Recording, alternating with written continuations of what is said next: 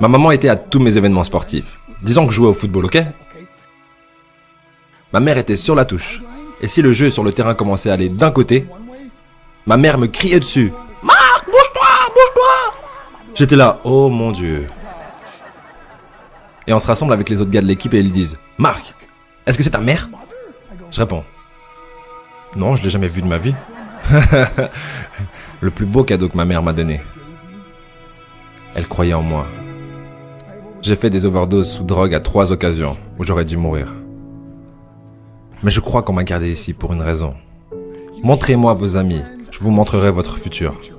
Comment est-ce que je sais ça?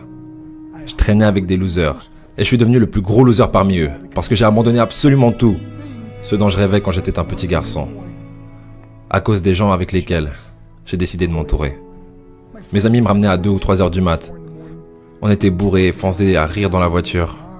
On s'arrête à côté de ma maison et ils me disent « Marc, la lumière est allumée. » Et je dis « Oh merde, ma mère est debout. » Vous voyez, ma mère ne pouvait pas aller au lit avant de savoir que son fils était toujours en vie.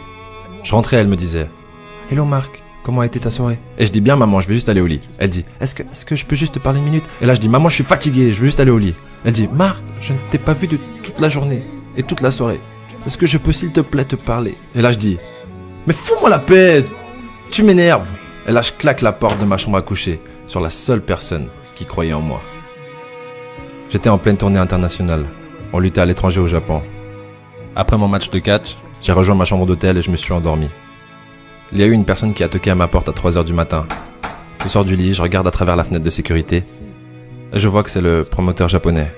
Donc j'ouvre la porte et il me dit « Marc, appelle à la maison, il y a une urgence. » Je suis allé au téléphone de ma chambre d'hôtel et j'ai appelé aux États-Unis. « Hey, comment ça va ?» Il a dit « Marc, je ne sais pas comment te dire ça. » J'ai dit « Dis-moi simplement ce qui s'est passé. » Et d'un coup il commence à pleurer et dit « Marc, je ne peux pas te le dire. » Je lui dis « Dis-le. » Il a dit « Marc, ta mère est morte. » J'ai posé le téléphone, j'ai couru pour sortir de ma chambre d'hôtel. J'ai pris l'ascenseur jusqu'à l'entrée. Et quand les portes sont ouvertes, j'ai juste couru dans la rue. Je veux dire, il n'y avait pas de voiture, il n'y avait pas de gens, c'était 3 heures du matin. Et je marchais au milieu de la rue, à Hiroshima, au Japon. Et je me rappelle regarder en l'air en disant « Maman, je suis tellement désolé. » J'ai pris l'avion pour ses funérailles. J'étais tellement nerveux de devoir marcher jusqu'à son cercueil, alors je suis resté dans le fond. Et je continuais à regarder à distance, et je n'arrêtais pas de penser « Maman, s'il te plaît, réveille-toi. S'il te plaît, lève-toi. » Et j'ai finalement eu le courage de marcher jusqu'à elle. Et en me rapprochant, je peux voir ma mère pour la première fois. Je veux dire, elle était tellement belle. Elle était habillée en blanc. Elle ressemblait à un ange. Je me suis juste tenu en dessus d'elle. J'ai dit, maman, tu es mon héros. Tout ce que je suis, tout ce que j'espérais devenir, c'est grâce à toi. Tu m'as tellement aimé. Tu m'as donné une vie. Tu es la seule qui a cru en moi. Comment lui retourner tout ça? En me bourrant la gueule? En me défonçant? En devenant stupide? En sortant avec des losers? Pourquoi?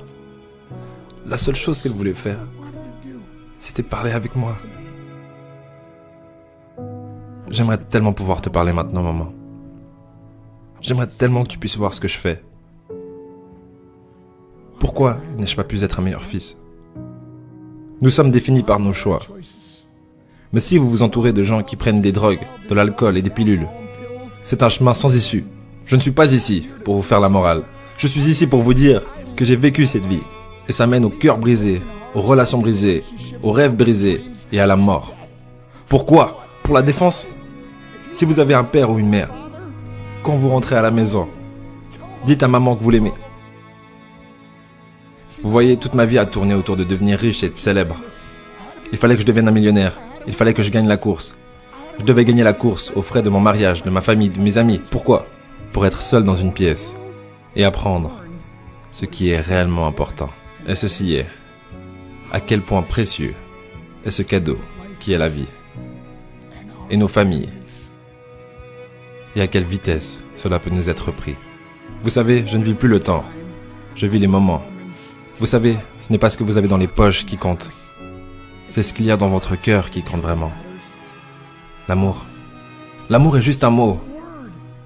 Jusqu'à ce que quelqu'un vienne et lui donne du sens. Vous,